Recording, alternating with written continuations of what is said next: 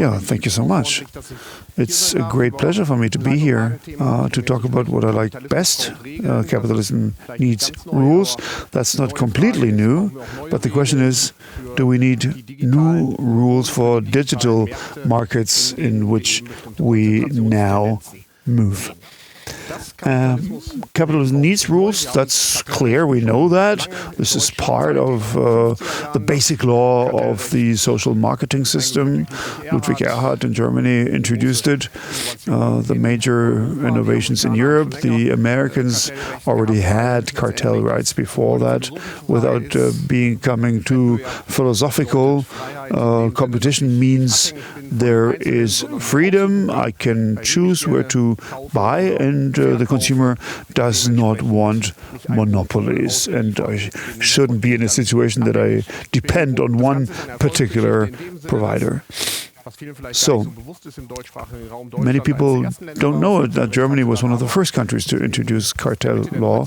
And then in the mid-90s, many countries, China, India, Russia, Brazil, South Africa, and so on, they also introduced cartel law. So in most countries of the world you have it. And many people call it the basic law of the social market economy. So, number one is the prohibition to collude, to arrange prices beforehand, that you should not abuse of your strength. And of course, it is not so easy to have mergers, because the moment you have mergers of two big players, they again may be in a control of the market. And the current question is, do these instruments suffice? Is that really enough? Do we need more? Or how would we have to change them for the digital world? So what is new in the digital world? Data is the new oil, it says here. Mean it tongue-in-cheek, but there's some truth in it. The Tesco card, the British supermarket chain, they say data is the new oil. It's not really the new oil, but what he wanted to say is data are a very important resource. We need them.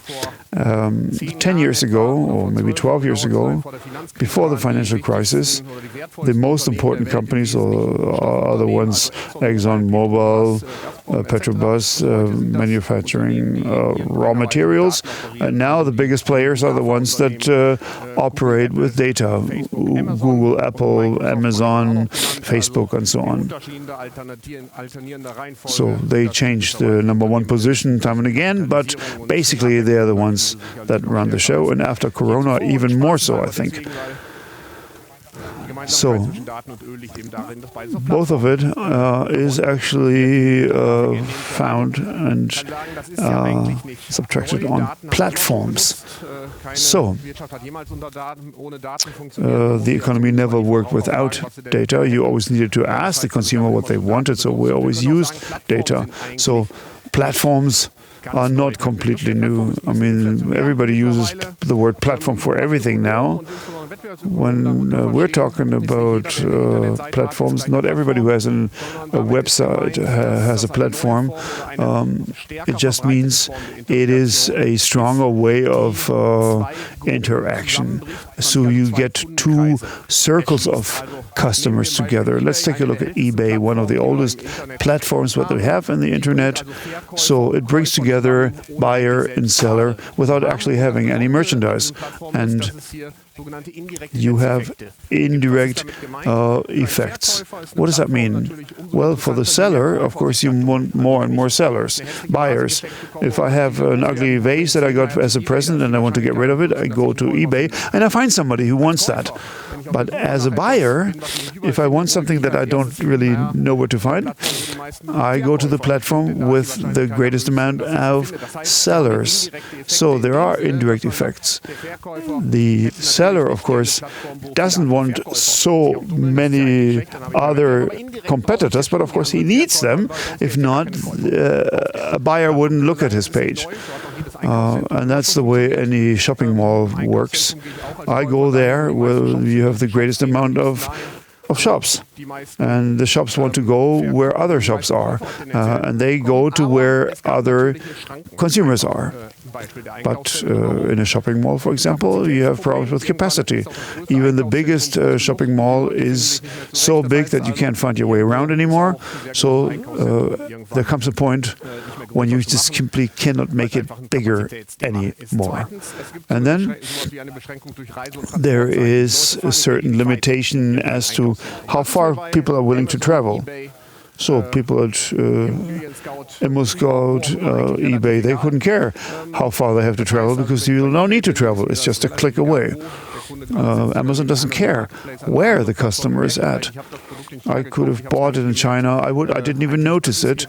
Most people don't care how far away the seller or the other way around, the buyer is from you. So capacity problems are irrelevant on platforms. I can have one more and one more and one more and one more customer. No problem at all. I can have as many clients on my website as I want. So in the physical world, that is difficult because that causes costs. But in the internet world, that is easy to do. And then we have tendencies of concentration. And this chart may explain why politicians in Europe and those that are concerned with cartel law are worried. This is something that I do with my colleague Schmidt from Darmstadt. This was done BC, before Corona. This was from February 29th. But it probably doesn't look all that much different now. So the biggest important platforms in the world are on the other side of the Atlantic Ocean in the US, the GAPA, Google, Microsoft, Amazon, Facebook, and Alphabet, and in Asia Pacific, it's Tencent, Alibaba, Samsung. And in Europe, we're so happy with SAP, and it's not really a real platform. So, but that may explain why the European lawmakers are having a special eye on this particular situation. So how can you do anything about these tendencies of concentration? Well, there are certain natural effects. Well, there are direct network effects. That's communication platform, Facebook, Skype, Twitter, WhatsApp, Snapchat, TikTok, whatever you call it. Well, it's the old model of, the pub in your village. Everybody goes there, and that's where you get all your information. And everybody wants to go because that's where everybody else is. The indirect effects are a little bit more difficult to see. Amazon, eBay, Airbnb, Uber, PayPal, HRS. ImmoScout would be in there too. Oh, let's take a look at Uber. They're not all that popular in Europe. My Taxi or one of those. Well, I take the app where you have most of the taxi drivers, because then I get a taxi quickly. And I want the one, as a taxi driver, I take the app where I have the greatest amount of potential riders, potential customers. And with Airbnb, Amazon, and so on, they work in the same way. So they lead towards concentration, and they want to scale it and scale it even more, and then of course it's all honed into one place. And there is another aspect which is called multi-homing. I'm not talking about rapper language here. This is a word that we use as economists. It is simple to be moving about in different platforms.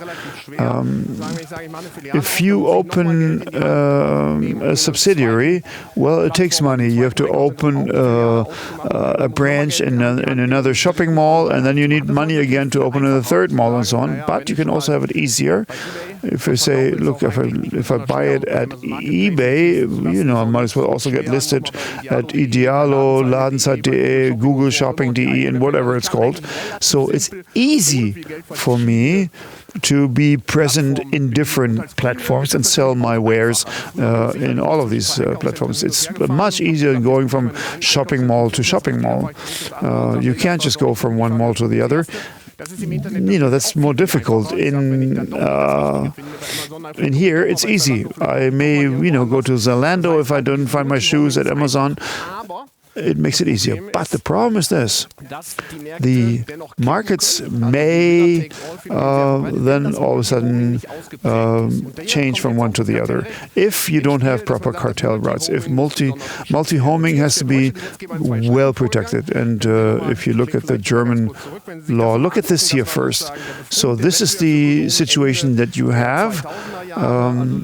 This is the literature from 2008 until 2012, basically. And these are the effects, and it only took them 10 years. And I'm not even trying to be sarcastic. 10 years is a short period of time for lawmakers. And Germany again was in the lead here. They looked at these direct and indirect network effects, the parallel use of services, and so on. But knowing it doesn't solve the problem. So we say, okay, there is a platform that has a lot of power. Let's take a look at Amazon, Google. I mean, they are powerful platforms. We know that now. But what can we do about it? How can we make sure that they become so mighty that nobody can have a real free choice, because everybody needs to move to one of those big players. And then, of course, the incentives to get to that top spot are, of course, extremely high. I don't want to read all of this out to you. You can read it back at home. But the logic is this.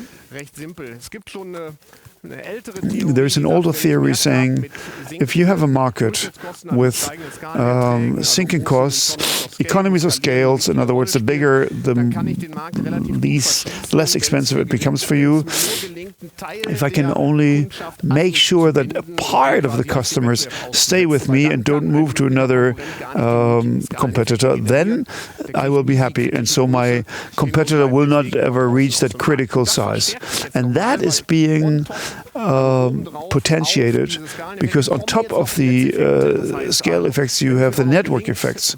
So if I can somehow make sure that they only don't move away to too many other platforms, then the markets may change completely. If certain hotels say, look, we're not going to go with I'm not going to go with Booking.com anymore, I will only do the other one, then very soon you have this spiral of monopoly building. And that's where the lawmakers come in and say, we have to protect multi-homing tendencies, because that's a right of the consumer. So we're talking about digital logic here. So we have we have to decide between 0 and 1. Between is a company market driven or not? And what we've said in the past is that might be without that market dominance. In Germany, have relative or superior market power. So there are companies which they might not have this absolute market power, but they're important enough in the market so they can't do some things which companies can do when they're in free competition on generally competitive markets. So the idea is to say that there are this paragraph. Article 20 of the German Antitrust Law says even those which limit multi-homing, which have a platform which makes it more difficult for those others to work parallel on other platforms, what they haven't, it can be checked by the antitrust authorities before it's come into place. Because obviously once the competition has been stifled, it's difficult to revive it. It's difficult to reintroduce competitiveness into a market. So the idea consumers to become preemptively active, for the antitrust authorities to do that, to stop just being only one platform. There are a number of markets where there are several platforms, so we could take action if necessary. The second idea is that we have to adjust the antitrust laws by saying, so far we've looked at supply side or demand market, but we didn't have a concept what we've called intermediate power. So this platform, it's not there on the demand side. So Amazon Marketplace, if you look at that, Amazon says dealers can register, and it's not demand market, demand-driven market, where demand is generated. What the idea is so the dependence of an individual producer has from a certain platform be similar to a traditional market where it's dependent upon one source of demand. So we have to look at this intermediate power market. With my antitrust colleagues, have to think about that. It's kind of like demand is moving. The power of an intermediate platform can be the same, but it does provide access to the demand of the consumers. It's kind of like a supermarket has this. So these additions have been added to the German antitrust law, and it's also access to laws.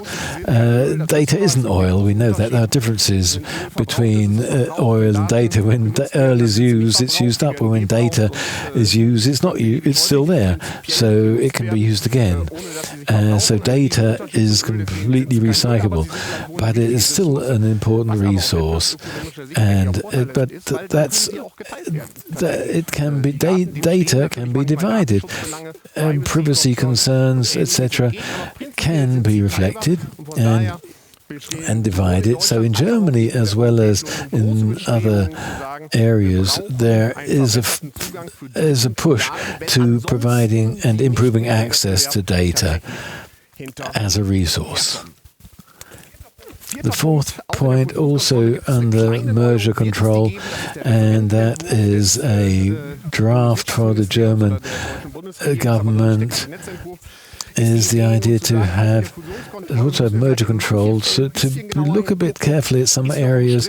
Whether it's going to happen, we don't know, and the German antitrust authorities may say that some companies are obliged to report mergers to the authorities, even if they're not, strictly speaking, demand. They don't, strictly speaking, have to be registered. So it's not all changes and mergers have to be notified to the antitrust authorities, but they are thinking of saying that some companies of the major platforms which should be required to report impending mergers before they actually take place. So these regulations, which are in this revised draft for the German law, they're very complicated, but this isn't supposed to be a seminar for antitrust experts. But at the moment, we currently have already controlled access to certain assets of companies under the antitrust law. But when the network companies networks were liberalized, but at power or telephones or railways or gas, we said that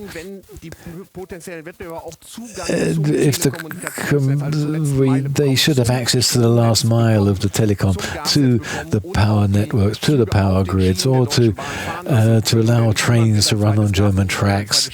It's difficult to build not all networks can be built again. So we've already taken action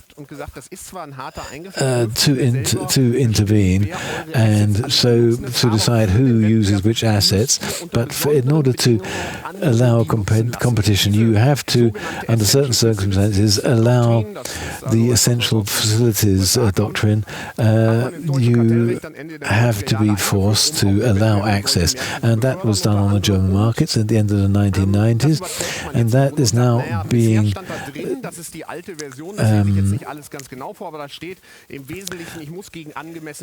you have to you are given money, but you must allow others access to your infrastructure. And the new draft law says that you must have access to lines, including data networks or other infrastructure facilities.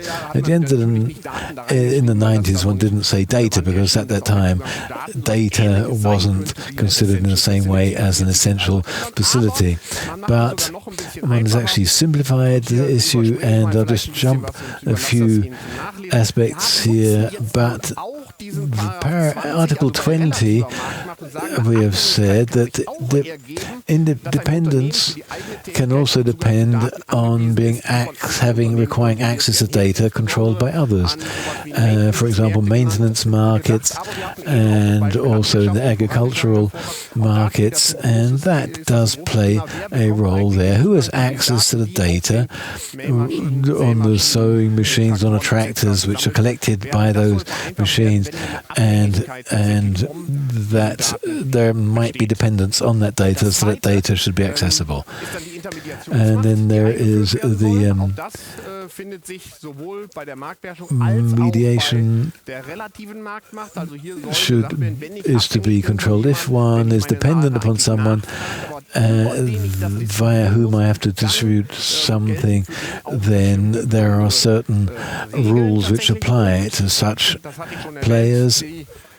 And so in the case of multi-homing, which has been restricted, even if a platform might not dominate the market but have a certain force on the market, then multi-homing isn't there have to be good reasons why one might prevent certain others having access to parallel platforms.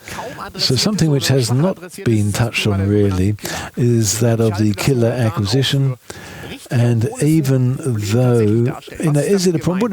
What do we mean with killer acquisition? In the economic sense, a killer acquisition is something which is a killer acquisition is a company which only buys up another company in order to prevent a certain innovation being introduced in the market, which might be represent competition in the market. And so there are acquisitions which are best explained by maybe there's a therapy or medication being developed, and that would represent a risk for my particular pharmaceutical, so I'm better off buying them up to prevent them becoming a serious competitor for me.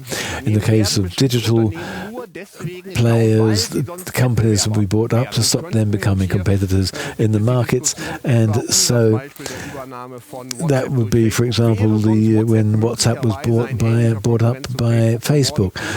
What would have happened to WhatsApp without Facebook doing that acquisition? We don't know, but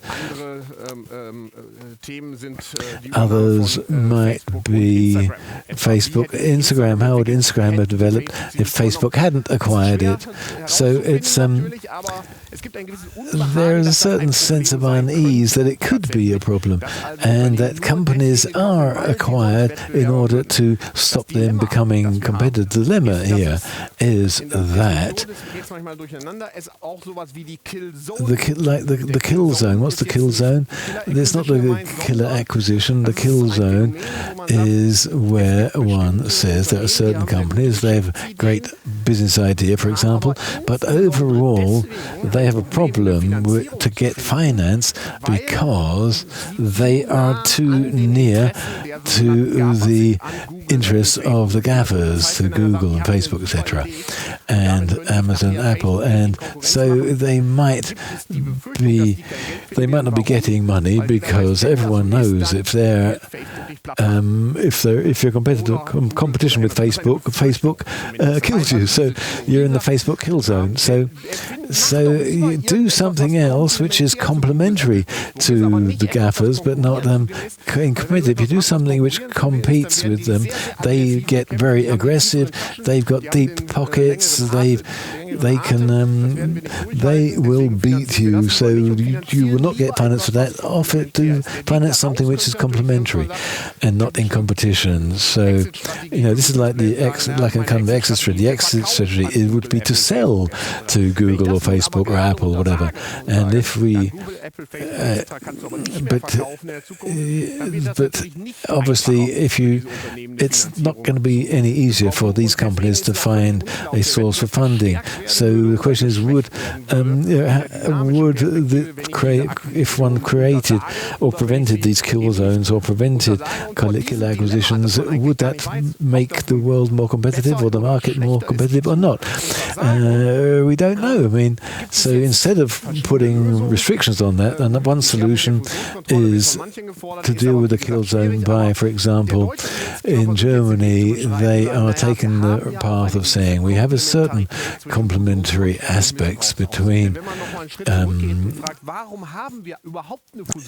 because we have the merger control. Why do we have merger control?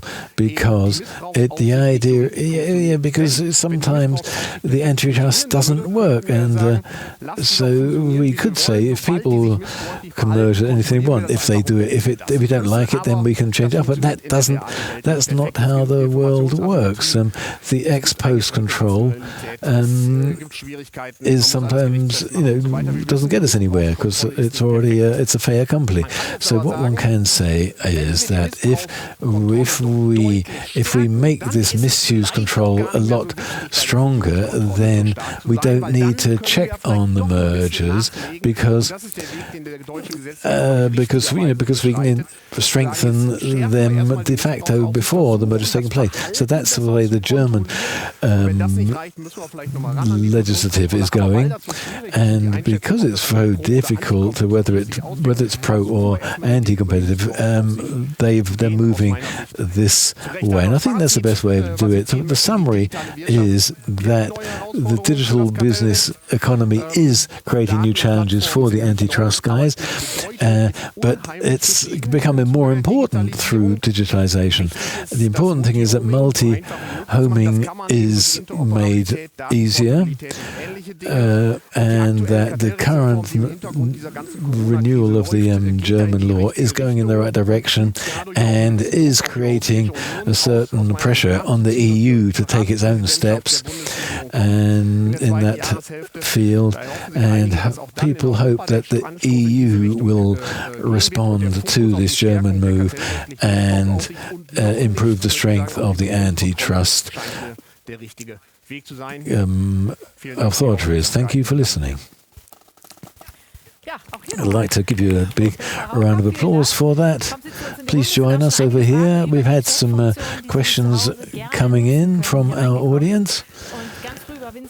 And this was a question from Vincent Rivers, and we have seen the collective changing of petrol prices at petrol stations proves that the antitrust authorities are working or not. There is a discrepancy between the perception and the empirical observance of the actual price increases. Do prices increase as discussed? There is hardly a change in petrol prices in the evening. It might be half a cent on a price on a litre of petrol. In Germany, maybe. But we have had massive price developments on the markets for the petrol at petrol stations. Price changes. There has been a trend in the last few years. the prices are changed all day long, all the time. There are lots of reasons for that. One of the reasons is that due to economic theory, because competition has increased. But what would a cartel agreement, if I really did have a cartel arrangement with my competitors, let's change the pricing 20 times a day. The normal cartel authority would be, of a cartel arrangement would be, let's keep the prices the same for 2 years. And it's a lot of work involved in doing that. A normal Shell station, for example, will put the prices up, and then the others put their price down, and then they put their price up a bit, and then they look at the others and they say, oh, they put their prices down, we'll put our prices down, and in the evening, don't forget, lots of petrol stations are closed overnight, and the next morning they can start again. So there's actually not a huge choice in the markets. There's lots of petrol stations available during the day, less so at night. And pricing in Germany, because there's hardly any competition, the pricing at petrol stations off motorways are now very similar to prices on motorways. And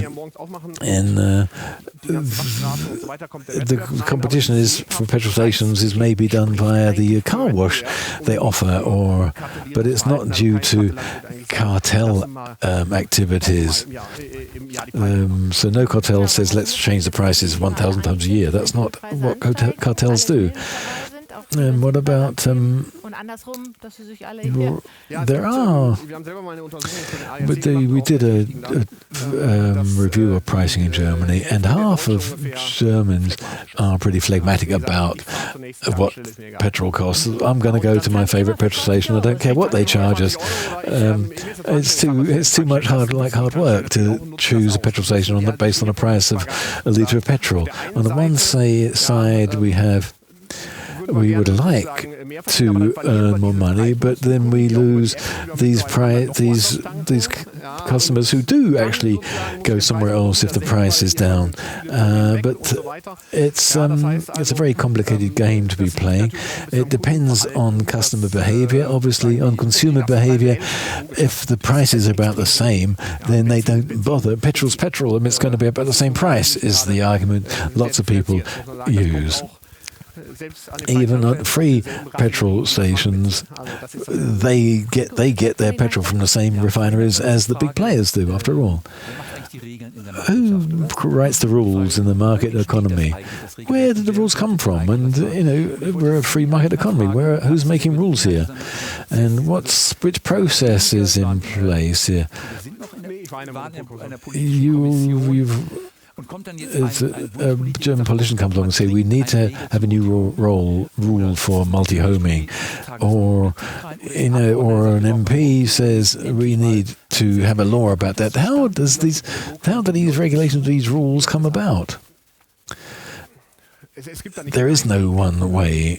For the new antitrust laws coming in Germany, I was involved with three colleagues in coming up with this.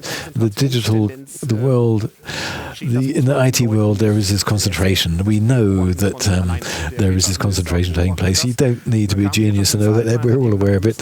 So are the politicians. So are other people.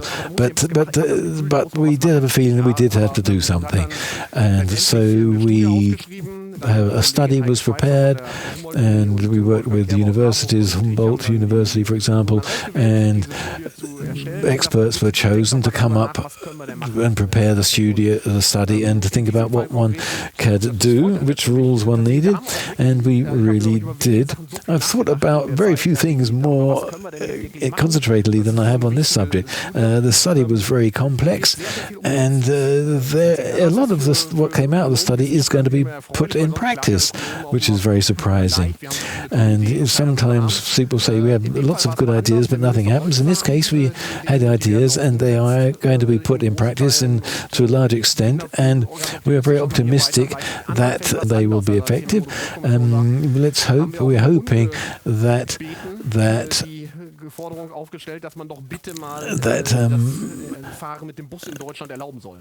that we still want people to be allowed to use a bus to travel through Germany. Don't forget, for a number of months it was forbidden for buses to travel through Germany. In West Germany, that was an law passed by the Nazis, and that did control who was allowed to drive a bus through Germany.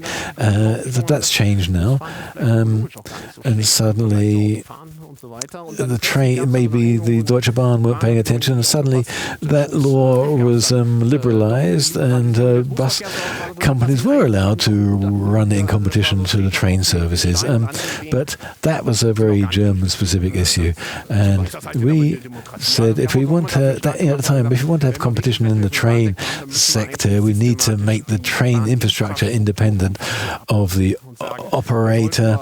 There has to be at least partially state or partially freed of the state control. We had to separate DB goods and from passenger, and some people say the main thing is trains are travelling at all. Who cares who's running the trains? The main thing is trains are running, and whether it's better.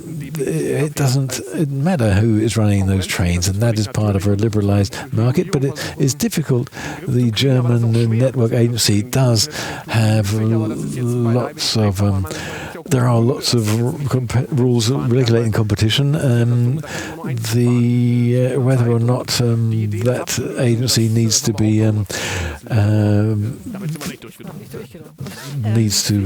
should be there or not, that's a question in Germany which is still under discussion. And which company should be running things? Should it be Google? Do we need to? Should Google? What happens if Google's run by the American government or some global government? Who should run these platforms? I think it's very difficult to. Ultimately, these gaffers, they are very innovative companies. It's not like you can't compare with the German post office for 40 years, but they simply didn't allow other people to deliver letters. Google and Apple and etc. They have become so powerful because they have been very innovative, and people they like using them. That's why they're so powerful. Lots of people complain about it, but people do use Google in Germany too, and they offer great services which people like using. That's the truth of it. And if we try to organize that in a state method, we could provide them parallel, but people would probably use Google because they use Google, despite that we can't force people to use a certain search engine. And the fact that they have the innovative strength, and whether or not we would introduce a company which was suddenly just as innovative as Google, that's also an open question. We don't know that, do we, at all? We have one question here. We had these three circles, and then you saw the big players, Asia, North America. And then the question is, shouldn't we have more venture capital, perhaps? And so I talked about defending the positions. We have to have the monopoly tendencies in check. Now, we do need framework conditions that are correct. Venture capital is basically the smallest problem that we have. It is also a question of framework conditions. We have data regulations that are often more convenient abroad. So we, of course, have naturally the disadvantage of a smaller market. In the States, 360 million? That's a lot more people. Most of them speak the same language, more or less. And In Germany, we would have scalability. Germany, Switzerland, Austria, then we're a little bit above 100 million, but it's still very little compared to the US. So that's why the program of the European Union to have a digital domestic market, that is very, very important. We need the domestic market because this is the only way to be playing in the Champions League. And we need certain harmonization of rules to make scalability possible. I mean, the language issues we can put away with. Okay, coming to my field. In 1987, we had the Giacchini report on United Europe, and I figure, where can we buy our funds? You have to be registered in every single country. In Italy, it has to be translated into, every document has to be translated. I mean, don't you know that, or don't you think that the financial market is completely so different in each and every country? And what is the cost of non-Europe? There was a paper once, and they tried to quantify it across the board. How much do we actually lose that we don't have European regulations? And with the financial markets, it's clear that we need a legal framework, on a European level, which makes much more sense than having it for each individual country. For the health service, maybe that's not all that important because people go to hospital locally. But for the financial markets, that's different. But then again, talking about the medical services, I mean, where do I have a certain product registered? And then, in each country, you have it completely different, and then they say, nobody wants to do it here anymore. We'll just have it manufactured in China or in the US. Well, I'm not so sure. I think Germany is an important market. Europe is an important market. In the pharmaceutical market, we do have a lot of power. But yes, of course, it is actually split up in many different smaller units, no doubt about it. But of course, preferences are different, and the level to which certain areas are protected is different. Scandinavians, the Dutch, us, we have similar ideas and concepts, but in Greece and Bulgaria, they may have different priorities. And of course, they would love to have a health system like Germany, but of course you have to be able to afford it too. And then they say, don't you want something else first? So how can we harmonize that, and at what level? So for health services, I think that is difficult because there you have certain structures that have been in the making for many, many years. The British system, that's a story by itself, also for historic reasons. Okay, 2 minutes, 2 short questions and short answers, please. Do you really think that it's realistic that major platforms can be shattered? And the second question, to what extent is it that political sanctions do they work against any cartel legislation? Well, shattering big platforms, I think that's a bad idea. By the way, you can watch that YouTube video. I just had a talk on that. With the network industries, that is easier. But with the platform, I mean, how do you want to shatter it? How do you want to split it into smaller fragments? But whatever happens, it's only going to happen if Europe and America are on the same page on that, and that doesn't seem to be the case at the moment. Now, I think it would be better to control behavior, and that's something we can do in Europe. There are certain things that are not allowed of what Google does, I mean, the type of invoicing and so on. You can do that in the States, but don't do it here. The second question about prompt political sanctions. Yeah, of course, there is a clear conflict between political intent and anti-monopoly structures. But we live in a political world. That shouldn't stop us from organizing our rules and regulations.